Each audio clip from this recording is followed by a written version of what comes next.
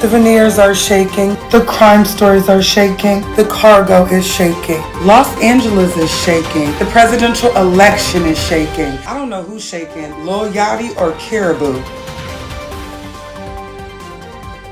Mariah the Scientist is shaking, and I feel really happy for her, y'all. Her man got out right before her birthday in the real holiday season. Baby, I would have been geeked. So everybody's been talking about it all day. Young Thug is coming home, y'all. There's a lot to this story. I'm going to tell like a personal story. Let's talk about it.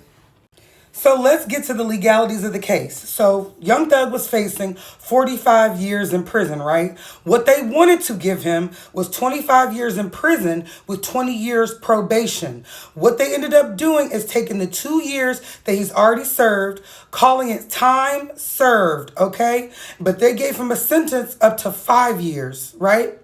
And this 5 years, I think he has to serve later, but he's going to have an immediate release. Now, he has a lot of stipulations on his probation. Number one, he cannot go back to the metro Atlanta area for 10 years. So right now, Thug is 33. He will not be able to move and shake and stay in Atlanta until he is 43, okay? So we'll see him in a dub because he cannot be in Atlanta unless there's a wedding, a funeral, a concert, like a seriously paid concert, or like a huge situation with the family. But he has to ask, can he do medical emergencies for the kids? Because it's also a time stipulation of he can only be in Atlanta for 24 hours. Now, Thug has multiple children, and all his children right now reside in Atlanta. So the kids are probably going to have to move. I see him moving to Houston. When I talked to my boyfriend, he said he might move to Miami. That was a good one. I didn't even think of Miami, but I think he probably get in too much trouble down there. But Miami's a good one. But I don't know if I want to put them kids in that school system with Ron DeSantis. He's also not allowed to rap about anything gang-related, drug-related, violence-related, none of that. He also cannot work with any YSL members. So right now he's asking for specific permission to be able to work with Gunna and work with his brother. Now, he has a lot of brothers, and his brother is YSL something. Y'all got to tell me who his brother is, but I'm about to tell you my Thug story. Now, good for YSL that they all got out, but your girl has been in the industry a long time, and I have met all the members in YSL, well, not all of them, but a good chunk of them before. I met Young Thug on Halloween in Atlanta in 2018. Is it the 2018 or 2017? And let me tell y'all what happened, because everybody's talking about the case, and you can go get all the details for the case. And I was like, how do I be different? I was like, well, let me tell my Young Thug story, mixed up a little bit. So it's like 2017, 2018, and I went to Young Thug's house. Let me tell you what happened. So we all went to the club. Me and my cousin Kyrie went to the club. We went to Compound. And that's funny because that night, I actually ended up linking back up with the girl that got me a job working for Miss Deb. Because I used to work for Miss Deb at B100 Radio. Shout out to Miss Deb. And I ran into the girl that night that had ended up getting me the job. I met her on the street, and then I met her that night. So I'm talking to her, chopping up with her, trying to plug a film job. And my cousin is texting me like, I'm in Thug's section. I'm like, Pierre, you in the section? Okay, she like, you need to make your way over here to the blue light.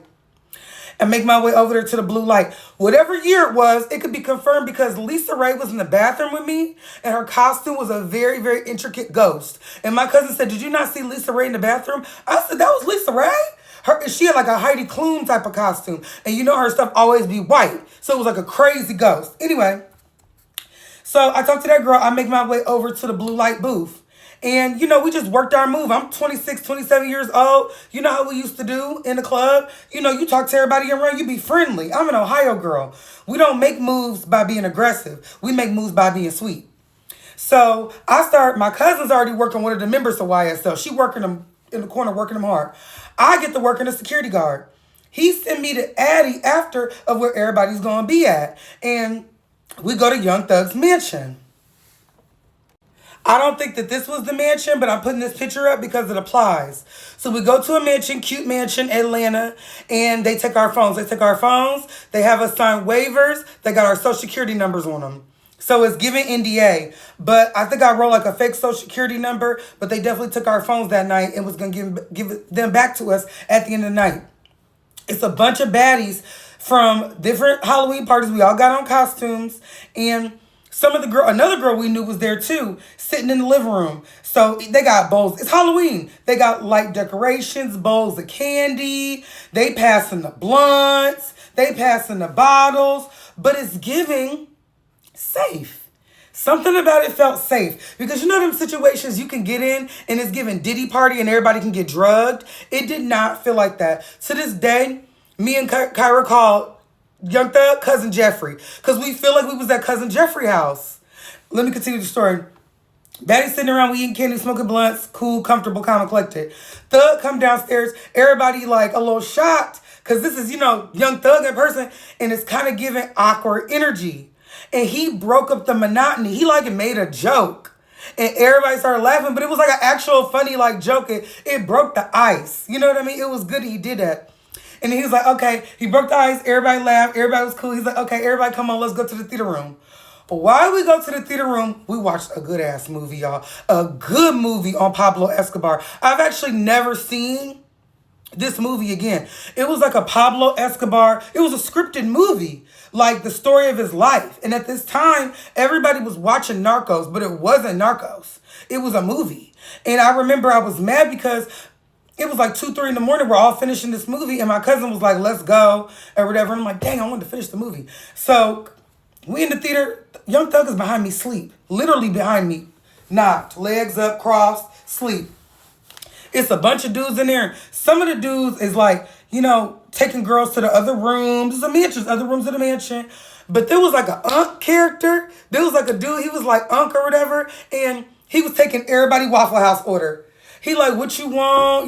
What's your dietary needs? And I remember I got like a chicken sandwich, came back, handed everybody chicken sandwiches and fries or whatever they got from Waffle House. We big chillin'. I swear to God, it felt like a family event. And that's why I think it's so interesting with this YSL case, because they did really move like family. Like, even when we left, that Uncle Man like said bye to us. And I remember hugging him good. Like giving him a good hug. Like, see you later, I hope you all right. Tell your wife I said hi. That's the energy it gave. So this is sad that YSL as a family has been dismantled. But it's going to be interesting to see what Thug come out with, the music come out with, especially if they let him go back and work with Gunna. Now I'm going to go back to this frame because I heard a lot of stipulations in the streets about whether or not Gunna was upset with him or okay with him pleading the fifth, going on there and saying that YSL's a gang and basically, snitching. I always was like, okay, maybe he was okay with him snitching. But when I asked the Atlanta streets, they said that no, he was not. So I was always very confused by that because Gunna always screamed free Thug. And he did that whole album, no features, and still was like putting money on Thug's books, making sure he was okay. Because Thug has dropped an album when he was in. He dropped that album with Mariah, From a Man. And she dropped From a Woman. And I remember From a Woman did better than From a Man. But Thug's album that he dropped outside of that, it didn't do that good. So I wonder if his album now is going to do amazing. There's a lot of stipulations on this case. He cannot make one wrong move or he's going to go back and do it 20 years. They're not playing with him. The judge let him off against the district attorney. Fonnie Willis, you did not win. You did not win. And if I was her, I'll be sleeping with both eyes open. Now, I don't think he's going to do nothing. I think that he learned his lesson. That spooked him. And that was a huge life lesson. I think he's about to give us First Day Out Thug. He's about to give us some deep motivational. Like, he got people to bring back. YTB Trench. I remember on Pay to Fine. That's my jam. Like, there's people in YSL that didn't get caught up in this that could still be used. So I wonder if he's able to use them. We'll find out more about this case later. But I had to tell y'all my little story to be different.